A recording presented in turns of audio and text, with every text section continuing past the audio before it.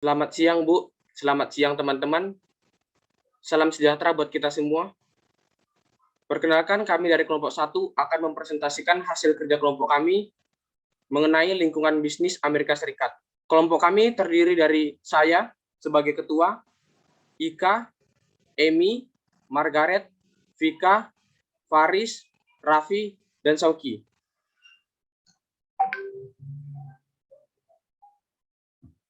Subbab 1 mengenai konsep bisnis dan konsep laba akan dipresentasikan oleh kawan kami. Faris, silakan untuk mempresentasikan. Bab 1, konsep bisnis dan konsep laba. Semua organisasi itu disebut bisnis organisasi yang menyediakan barang atau jasa untuk dijual dengan maksud memperoleh laba. Memang proses mendapatkan keuntungan selisih antara pendapatan dan biaya bisnis. 1. Pilihan dan permintaan konsumen. Bisnis harus memperhitungkan apa yang diinginkan oleh dan dibutuhkan konsumen. 2. Peluang dan wirausaha. Jika pelaku wirausaha dapat mengenali peluang emas dan kemudian mengembangkannya secara gemilang untuk kapitalisasikan peluang tersebut, maka bisa disebut berhasil. 3. Manfaat bisnis. Manfaat bisnis adalah segala manfaat yang dapat diperoleh dari kegiatan bisnis.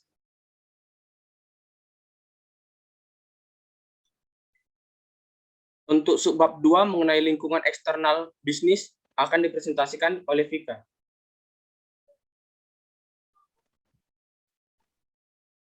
Yang kedua ada lingkungan eksternal bisnis. Lingkungan eksternal ini terdiri dari hal-hal yang berada di luar batas organisasi yang mungkin mempengaruhi bisnis tersebut. Namun, bisnis juga memiliki lingkungan internal, biasanya disebut dengan budaya perusahaan. Lingkungan eksternal bisnis terdiri dari yang pertama, lingkungan bisnis domestik, yang merupakan lingkungan di mana perusahaan beroperasi dan memperoleh pendapatannya. Yang kedua, lingkungan bisnis global, yang merupakan kekuatan-kekuatan internasional yang mempengaruhi suatu bisnis. Yang ketiga, ada lingkungan teknologi, yang umumnya mencakup semua cara yang ditempuh perusahaan untuk menciptakan nilai bagi konstituen mereka. Lalu setelah itu ada lingkungan hukum politik yang mencerminkan hubungan antara bisnis dan pemerintah. Yang kelima, lingkungan sosial budaya yang mencakup kebiasaan adat istiadat, nilai, dan karakteristik demografis masyarakat di tempat organisasi tertentu beroperasi. Dan yang keenam, ada lingkungan ekonomi yang merujuk pada kondisi relevan yang terjadi dalam sistem ekonomi pada wilayah di mana suatu organisasi beroperasi.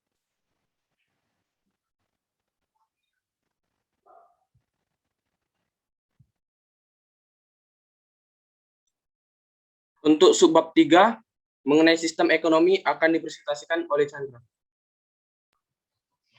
Saya akan mempresentasikan tentang sistem ekonomi. Sistem ekonomi merupakan sistem yang digunakan suatu negara untuk mengalokasikan sumber daya warga negara baik individu maupun organisasi.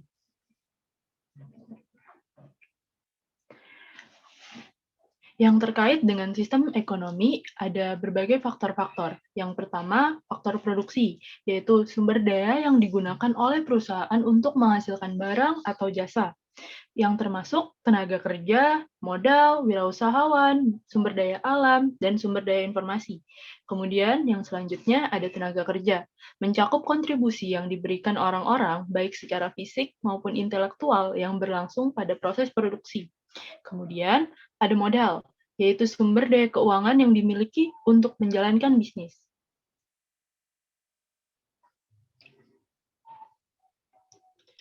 Selanjutnya, ada wirausahawan, adalah individu yang melihat peluang dan mau menanggung resiko yang timbul dari penciptaan dan pengoperasian suatu bisnis. Wirausahawan disebut juga mind maker atau otak bisnis, yang disebut juga inovator.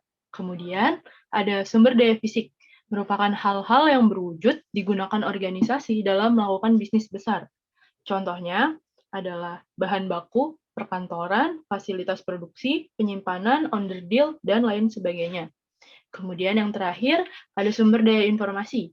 Sumber daya informasi yang mencakup relasi, pengetahuan, motivasi, dan juga hal-hal lain yang berkaitan untuk menginformasikan, untuk mengembangkan bisnis, dan memainkan peran penting dalam bisnis. Untuk bab 3, mengenai jenis sistem ekonomi akan dijelaskan oleh Emi. Bagian B yaitu jenis-jenis sistem ekonomi. Sistem ekonomi yang berbeda mengelola faktor-faktor produksi dengan cara yang berbeda pula. Pada sebagian sistem, kepemilikan faktor-faktor produksi bersifat pribadi. Dengan kata lain, kepemilikan dipegang oleh wirausahawan, investor individu, dan bisnis lain. Jenis-jenis sistem ekonomi yaitu ada 3. Yang pertama, perekonomian terpimpin. Bentuk paling dasar pada perekonomian terpimpin adalah komunisme dan sosialisme. Seperti yang pernah dicetuskan oleh seorang ekonom Jerman pada abad ke-19, yaitu Karl Marx, komunisme merupakan suatu sistem di mana pemerintah memiliki dan mengoperasikan seluruh faktor produksi. Yang kedua ada perekonomian pasar, yang mengandalkan kapitalisme dan usaha bebas untuk menciptakan lingkungan di mana para produsen dan konsumen bebas menjual dan membeli apa saja yang mereka pilih. Hal yang mendasari perekonomian pasar yaitu bisnis yang efektif akan memetik manfaat karena mereka memperoleh laba atas apa yang mereka jual. Dan konsumen juga memetik manfaat karena mendapat apa yang mereka inginkan dengan harga terbaik. Yang ketiga, ada perekonomian pasar campuran yang memiliki karakteristik perekonomian pasar dan perekonomian terpimpin. Ketika suatu pemerintahan melakukan perubahan dari perekonomian terpimpin menuju perekonomian pasar, biasanya dimulai dengan menerapkan mekanisme pasar melalui privatisasi, yang artinya proses pengubahan perusahaan pemerintah menjadi perusahaan milik swasta. Dalam perekonomian pasar campuran, pemerintah dapat mengendalikan perbankan, transportasi atau industri yang menghasilkan barang-barang kebutuhan dasar seperti minyak dan baja. Untuk subbab perekonomian sistem pasar, yaitu subbab 4, akan dipresentasikan oleh Syauki. 4. Perekonomian sistem pasar. Hukum permintaan dan penawaran. Permintaan adalah kesediaan dan kemampuan pembeli untuk membeli produk barang atau jasa tertentu. Penawaran adalah kesediaan dan kemampuan produsen untuk menawarkan barang atau jasa tertentu untuk dijual. Permintaan dan penawaran mengikuti hukum dasar sebagai berikut. 1. Hukum permintaan. Pembeli akan membeli lebih banyak produk ketika harganya turun dan membeli lebih sedikit ketika harganya meningkat. 2. Hukum penawaran. Produsen akan menyediakan lebih banyak produk untuk dijual ketika harga meningkat dan lebih sedikit ketika harga turun. Perusahaan swasta dan persaingan di perekonomian pasar. Pada gilirannya, perusahaan swasta menyaratkan adanya 4 unsur penting. Yang pertama, hukum hak milik pribadi. Yang kedua, kebebasan memilih. Yang ketiga, laba. Dan yang terakhir, persaingan. Adapun tabel 1.1 tentang derajat persaingan. Persaingan sempurna. Contoh, petani lokal. Jumlah pesaing banyak. Kemudahan memasuki industri mudah. Kesamaan barang atau jasa yang ditawarkan perusahaan saingan identik. Tingkat pengendalian harga oleh setiap perusahaan tidak ada. 2. Persaingan monopolistik. Contoh, toko alat tulis. Jumlah pesaing banyak, tetapi lebih sedikit ketimbang persaingan sempurna. Kemudahan memasuki industri relatif mudah. Kesamaan barang atau jasa yang ditawarkan perusahaan saingan serupa. Tingkat pengendalian harga oleh setiap perusahaan sebagian. Oligopoli. Contoh, industri baja. Jumlah pesaingnya sedikit, kemudahan memasuki industri sukar. Kesamaan barang atau jasa yang ditawarkan perusahaan saingan bisa serupa atau berbeda. Tingkat pengendalian harga oleh setiap perusahaan sebagian. Keempat, monopoli. Contoh, perusahaan pelayanan umum. Jumlah pesaing tidak ada. Kemudahan memasuki industri diatur oleh pemerintah. Kesamaan barang atau jasa yang ditawarkan perusahaan saingan.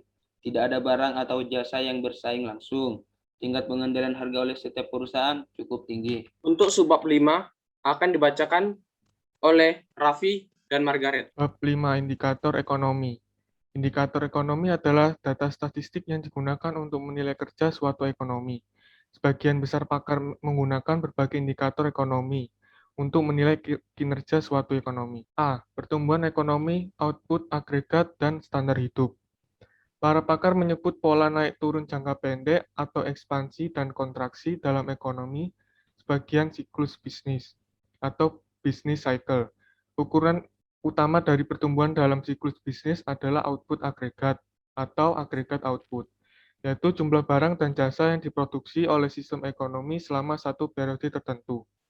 Sederhananya, Kenaikan dalam output agregat berarti pertumbuhan ekonomi. Ketika pertumbuhan output melampaui pertumbuhan populasi, dua hal berikut biasanya terjadi. Yang pertama, output per kapita, kuantitas barang dan jasa per orang naik. Yang kedua, sistem ekonomi tersebut menyediakan lebih banyak barang dan jasa yang diinginkan masyarakat. Ketika dua hal ini terjadi, orang yang hidup dalam sistem ekonomi memperoleh keuntungan dari standar hidup yang lebih tinggi, yaitu kuantitas dan kualitas total barang dan jasa yang dapat mereka beli dengan mata uang yang digunakan dalam sistem ekonomi mereka. B. Produk domestik bruto atau Gross Domestic Bruto GDP. Produk domestik bruto (PDB) atau GDP merupakan nilai total semua barang dan jasa yang diproduksi dalam satu periode tertentu oleh perekonomian nasional dengan menggunakan faktor-faktor produksi domestik. GDP adalah ukuran output agregat secara umum. Jika GDP naik, maka output agregat pun meningkat. Jika output agregat naik, maka negara mengalami pertumbuhan ekonomi. Terkadang, para ekonom menggunakan istilah Produk Nasional Bruto (PNB) atau Gross National Product (GNP) yang merupakan nilai total barang dan jasa yang diproduksi secara nasional oleh satu negara dalam periode tertentu tanpa mempertimbangkan di mana faktor-faktor produksi berlokasi. Produk domestik bruto dibagi menjadi 3. Yang pertama, tingkat pertumbuhan real GDP dan GNP biasanya berselisih kurang dari 1%. Tetapi ekonom berpendapat bahwa GDP merupakan indikator kinerja ekonom domestik yang lebih akurat karena hanya berfokus pada faktor-faktor produksi domestik. Yang kedua, GDP real adalah GDP yang telah disesuaikan untuk memperhitungkan perubahan nilai mata uang dan harga.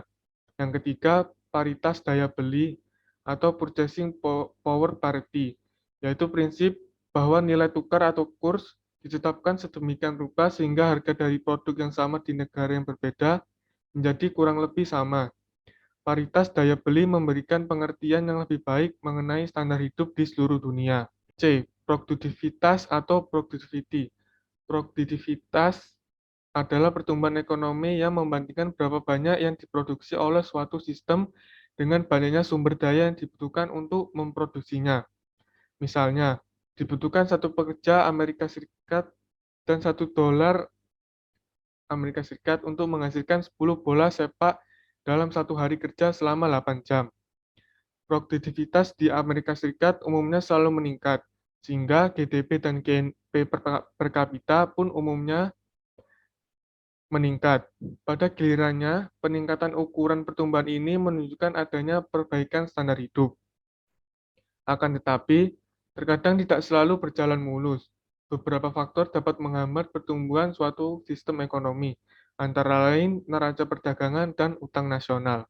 D. Stabilitas ekonomi merupakan kondisi di mana jumlah uang yang tersedia dalam sistem ekonomi dan kuantitas barang dan jasa yang diproduksi di dalamnya tumbuh pada tingkat yang sama. Sebagai sasaran utama suatu sistem ekonomi, stabilitas dapat terancam oleh beberapa faktor. Yang pertama yaitu inflasi. Terjadi ketika sebuah sistem perekonomian mengalami kenaikan harga yang meluas. Akan terjadi instabilitas apabila jumlah uang yang beredar dalam suatu perekonomian melebihi peningkatan output aktualnya, sehingga orang-orang yang memiliki lebih banyak uang untuk dibelanjakan tetapi kuantitas produk yang tersedia untuk dibeli tetaplah sama. Yang kedua yaitu pengangguran, merupakan persentase tidak adanya pekerjaan bagi orang-orang yang secara aktif mencari pekerjaan dalam suatu sistem ekonomi. Terdapat beberapa hal yang menyebabkan terjadinya pengangguran. Yang pertama yaitu jika tingkat upah terlampau tinggi, bisnis akan merespon dengan mempekerjakan lebih sedikit tenaga kerja, dan pengangguran pun akan meningkat. Lalu, bila penjualan menurun, maka dunia bisnis mengurangi perekrutan tenaga kerja, maka pengangguran pun akan meningkat kembali. Resesi dan depresi. Pengangguran terkadang merupakan suatu gejala memburuknya sistem ekonomi secara keseluruhan. Untuk mengetahui apakah perekonomian sedang mengalami resesi, kita harus mengukur output agregat. Resesi dapat didefinisikan sebagai merosotnya jumlah output, seperti yang diukur oleh GDP real. Dan bila resesi semakin parah dan berkepanjangan, maka akan disebut sebagai depresi. Yang terakhir yaitu E, mengelola perekonomian Amerika Serikat. Pemerintah Amerika Serikat berupaya mengelola sistem perekonomiannya melalui dua perangkat kebijakan, yaitu kebijakan fiskal dan moneter. Melalui kebijakan fiskal, pemerintah mengelola perolehan dan pengeluaran pendapatannya. Lalu, kebijakan moneter berfokus pada pengendalian jumlah uang yang beredar atau penawaran uang negara. Secara singkat, kebijakan fiskal dan moneter menciptakan kebijakan stabilisasi, yaitu kebijakan pemerintah yang sasarannya adalah mengurangi fluktuasi, output, dan pengangguran serta menstabilkan harga. Sekian presentasi dari kami. Terima kasih.